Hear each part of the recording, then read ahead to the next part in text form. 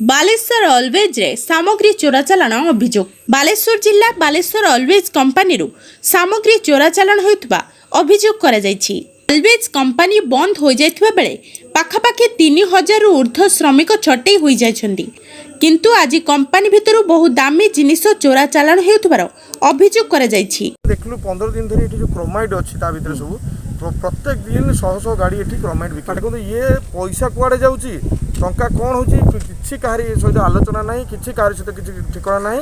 से आगे आको बिक्री करी जो माने एठी तार बड़ बड़ लोक सब रहिचंती बाहर क्वार्टर जो एठी सब क्रोमाइड अछि ता बिक्री करचंती एवं निजे मालामाल होचंती। अथवा एठी श्रमिक माने जो माने एठी प्रत्येक दिन काम करचंती से ताको पारिश्रमिक मध्ये पाउ। समस्त एठिकार हम श्रमिक माने बंद करछु एवं आगामी दिन रे ये प्लांट न चलला पर्यंत गुटे इंच भी एक गुटे छुंचीटा भी आ भीतर हम बाहर करिया पे देबो। बालेश्वर अलवेज सभापति शुभेन्दु दास मंगराज को नेतृत्व रे श्रमिक मानक सहयोग रे आज 20टी ऊर्ध्व क्रामाइट मांगानीज आयरन बोझे ट्रक अटकाई कंपानी भितर अनलोड करथिले। एथिरे बालेश्वर अलवेज रो मैनेजमेंट और किछि राजनैतिक लोकंक मधुचंद्रिका रे बहु दामी जिनिस आगरु बिक्री हेउथबा अभियोग होईछि।